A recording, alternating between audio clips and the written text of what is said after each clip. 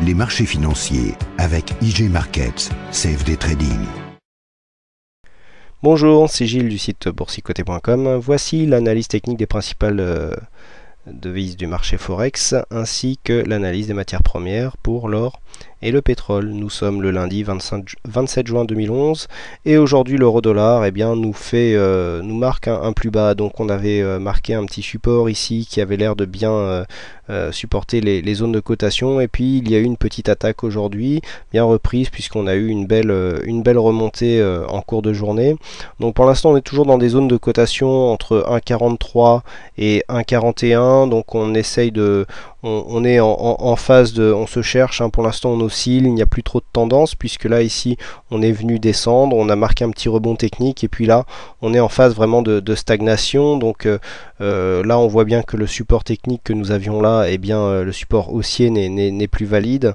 On est maintenant sur une zone de support qui se situe ici aux alentours des 1,41 et puis il faut attendre là pour voir si vraiment au niveau des 1,43 on arrive à percer pour aller chercher bien l'objectif qui se situe à 1,4450 et puis à terme la zone des 1,45 au niveau de, on voit ici qu'on a un regain de dynamisme haussier puisque malgré ici, vous voyez, on avait une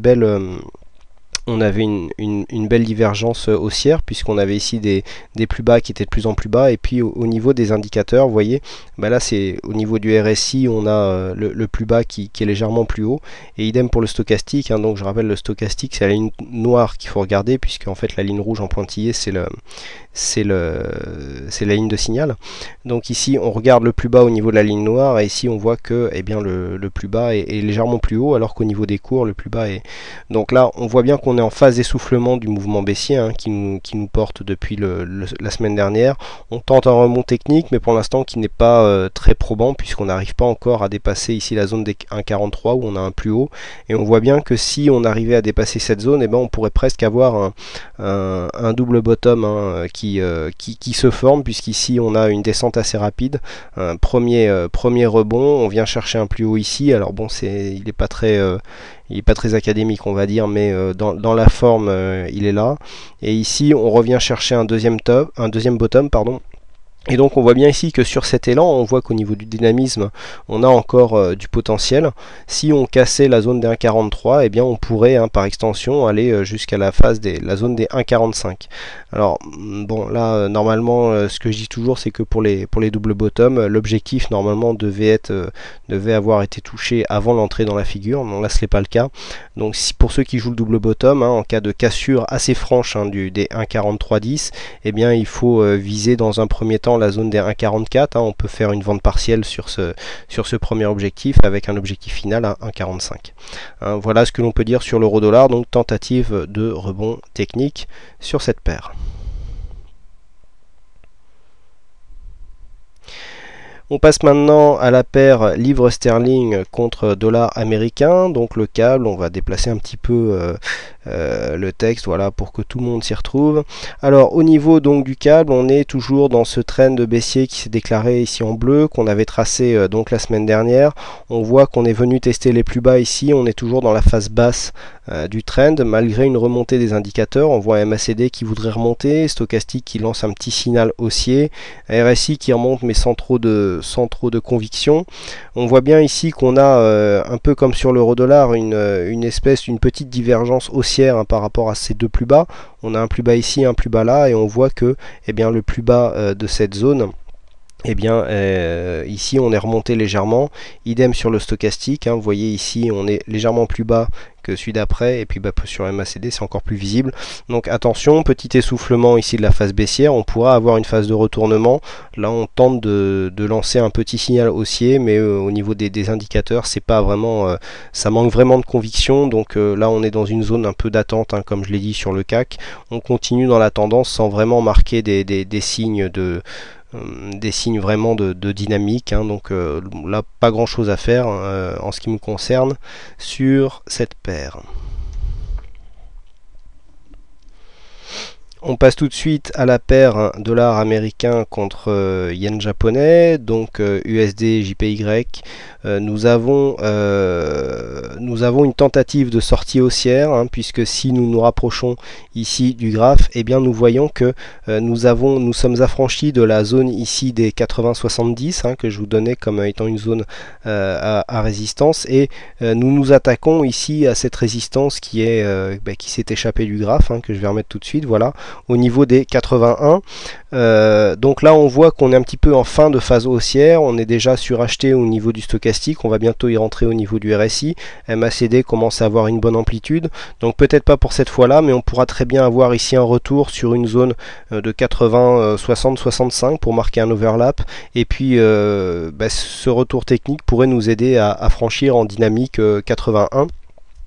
Hein, donc là si on veut jouer une continuité, on voit bien que là au niveau des plus bas on a retrouvé des plus hauts, on voit bien qu'au niveau on retrouve on est de plus en plus haut aussi, donc là on repasse dans une tendance court terme assez haussière. On a un regain de dynamisme ici sur ce mouvement haussier, on va chercher des nouveaux plus hauts, mais il faut absolument confirmer en dépassant ici la phase donc cette phase de résistance, et en dépassant les précédents plus hauts. Les précédents plus hauts se trouvaient en gros un 81,07, donc en fonction des plateformes 81,10 sera le point à casser pour vraiment marquer un regain de tendance haussière sur cette paire de devises.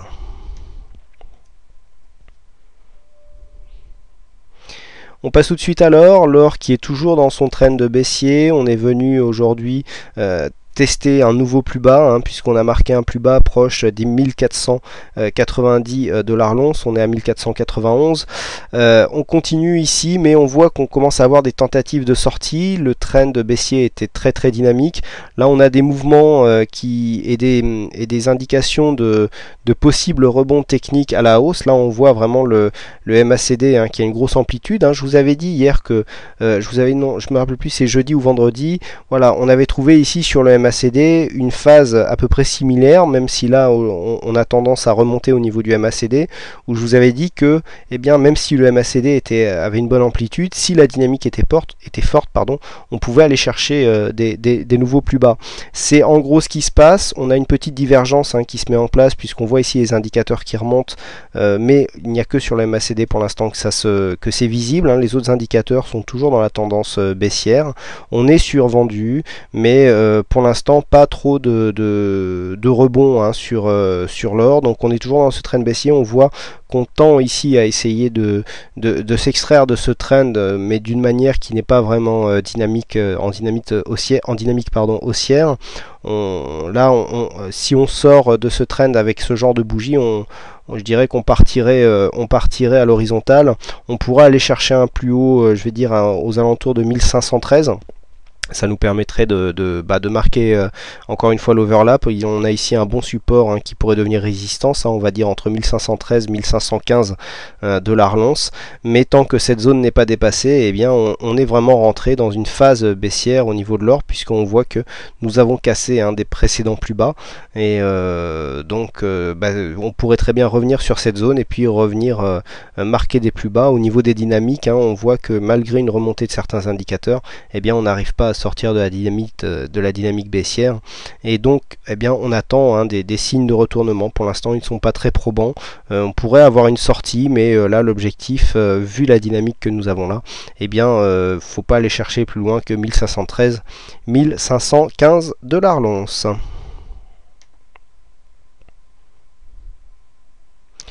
Et donc je termine cette analyse avec le pétrole, donc WTI, qui est venu aujourd'hui encore une fois tester la zone que je vous avais donnée comme objectif, hein, lorsque nous étions sur cette bougie, la zone des 90. Voilà, on y est maintenant, hein, 90 $ le baril, hein, pour le brut léger américain.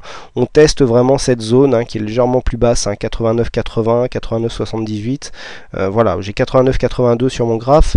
On est vraiment sur cette zone là. On a eu un fort mouvement baissier quand même depuis le début, depuis le milieu du mois, on va dire, hein, puisque le 10 juin nous étions aux alentours des 102 $ le baril. Aujourd'hui nous en sommes à 90, hein, donc plus de 10% de perte, hein, en quelques jours, en 15 jours.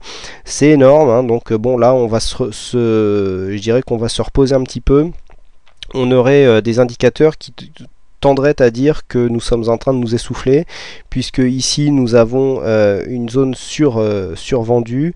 On est légèrement survendu sur le RSI, mais on voit ici qu'au niveau du MACD, on tente à vouloir repartir à la hausse. D'ailleurs, le MACD est en passe de repasser en positif. Donc on pourra avoir ici un mouvement technique. Bon, alors là, mouvement technique, pour venir chercher deux overlaps, on a déjà ici la zone des 91,50 qui a déjà été testée.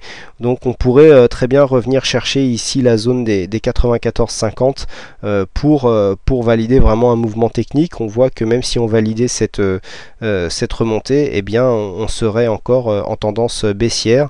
Et donc je vous rappelle voilà la résistance que nous avions tracée. On voit ici que sur cette phase nous sommes vraiment voilà, dans ce genre de trend qui est beaucoup plus pentu que ce qu'on pensait au début.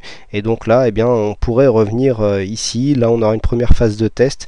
Et puis si on vient chercher des objectifs horizontaux, et bien on pourrait revenir ici jusqu'à 94,50 pardon.